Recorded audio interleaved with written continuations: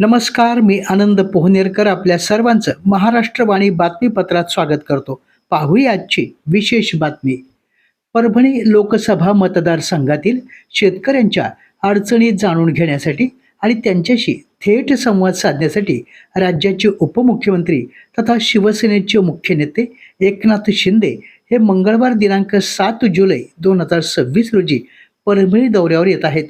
त्यांच्या प्रमुख उपस्थितीमध्ये परभणी शहरातील प्रियदर्शिनी इंदिरा गांधी स्टेडियम येथे भव्य शेतकरी मेळाव्याचं आयोजन करण्यात आलं असून या मेळाव्याची जय्यत तयारी सुरू असल्याची माहिती खासदार संजय जाधव यांनी शनिवारी आयोजित पत्रकार परिषदेत दिली.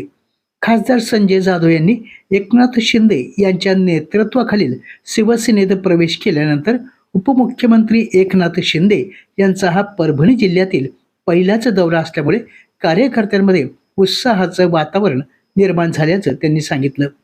पत्रकार परिषदेमध्ये बोलताना जाधव म्हणाले, मागील अनेक वर्षापासून परभणी जिल्ह्यात विकास कामे करण्याची इच्छा होती, मात्र सत्तेत नसल्यामुळे अनेक महत्त्वाची कामे मार्गी लावता आली नाहीत.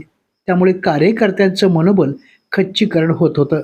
कार्यकर्त्यांच्या भावना जाणून घेतल्यानंतरच आपण असंख्य कार्यकर्त्यांसह एकनाथ शिंदे यांच्या नेतृत्वाखालील शिवसेनेमध्ये प्रवेश करण्याचा निर्णय घेतला. आजही आमची बांधिलकी शिवसेना प्रमुख बाळासाहेब ठाकरे यांच्या विचारांशी आहे, होती आणि राहणार आहे, असेही त्यांनी यावेळी स्पष्ट केले.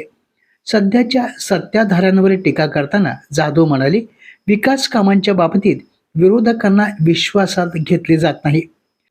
आपल्या आमदारकीच्या काळामध्ये तत्कालीन मुख्यमंत्री विलासराव देशमुख, अशोक चव्हाण आणि पृथ्वीराज चव्हाण यांनी विरोधी पक्षांनाही सन्मानानं आणि प्रमाणानुसार निधी दिला होता. मात्र आता जिल्हा नियोजन समितीच्या बैठकीत 400 कोटी रुपयांचा निधी मंजूर असताना आपल्या मतदारसंघासाठी केवळ 3 कोटी रुपयांची तरतूद करण्यात आली. ही आपल्या मतदारसंघातील मतदारांची चेष्टा नव्हे का, असा सवाल देखील जाधव यांनी यावेळी केला.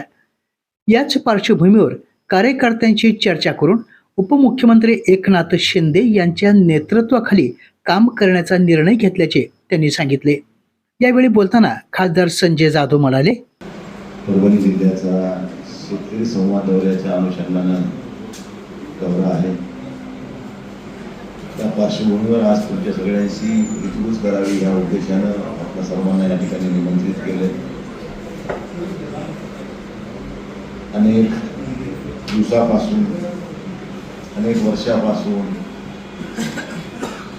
परभणी जिल्ह्यामध्ये आपण बऱ्याच गोष्टी करू इच्छितो, परंतु सत्तेमध्ये आपण नसल्या कारणानं बऱ्याच गोष्टी करू शकलो नाही. ही वस्तुस्थिती नाकारता येणार नाही आणि त्या पार्श्वभूमीवरच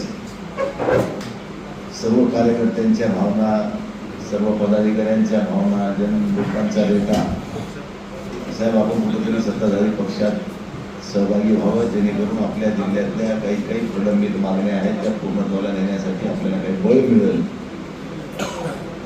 आणि आपल्याला अधिकारांना काही गोष्टी करून घेता येतील.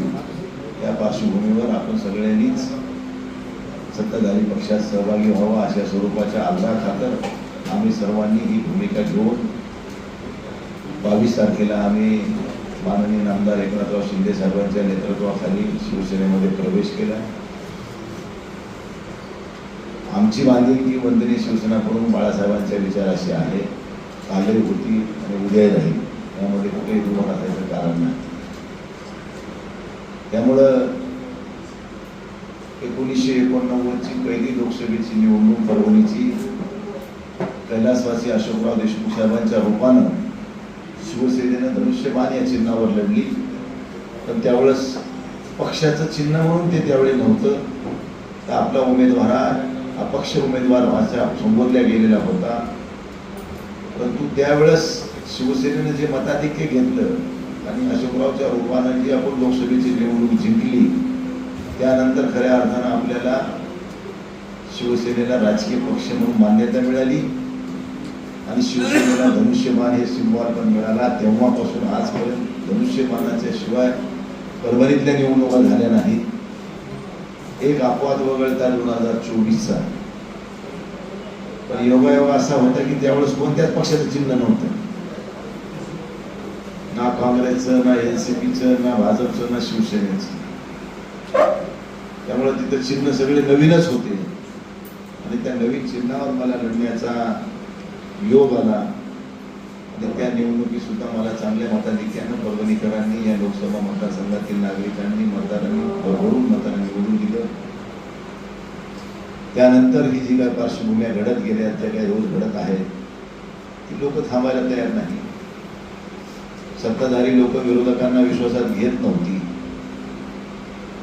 पूर्वी मी पण विलासराव देशमुख साहेब, कैलासवासी विलासराव देशमुख साहेब असतील, आदरणीय अशोकरावजी चव्हाण साहेब असतील, पृथ्वीराज चव्हाण साहेब असतील, त्यांच्या काळात सुद्धा आम्ही विधानसभेमध्ये 10 वर्ष काम केलं. परंतु काही रेशिओ ठरलेला असायचा, 60-40, 70-30 अशा स्वरूपानं विकासातल्या निधी सुद्धा बजेटमध्ये काही प्रमाणात दिल्या जायचा.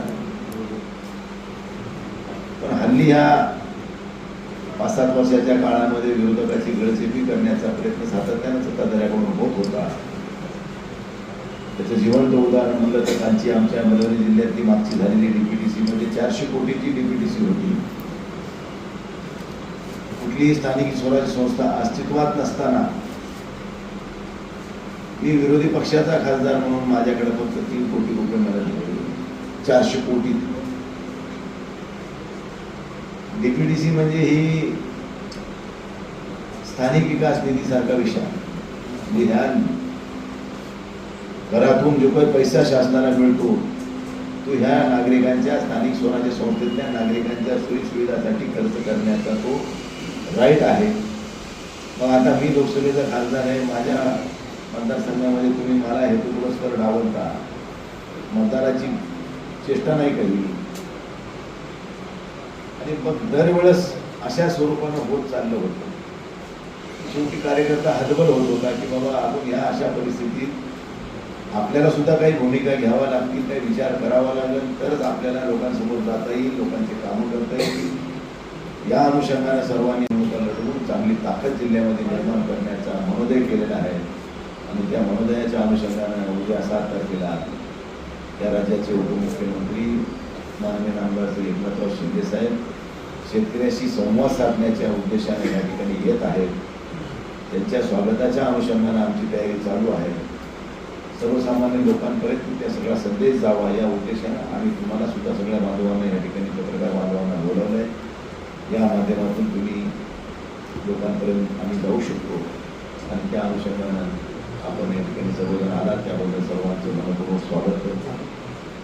आणि कार्यक्रम भव्य दिव्य असा स्टेडियम मैदानावर होणार आहे. या पत्रकार परिषदेत जिल्हा प्रमुख आनंद भरोसे, परभणी महानगर प्रमुख माणिक पोंडे, प्रवीण देशमुख, डॉक्टर मदन लांडगे यांच्यासह शिवसेनेचे पदाधिकारी उपस्थित होते. आपल्या जिल्ह्यातील अपडेट बातम्या पाहण्यासाठी आमच्या महाराष्ट्रवाणी या चॅनलला लाईक करा, सबस्क्राईब करा आणि शेअर करा. धन्यवाद.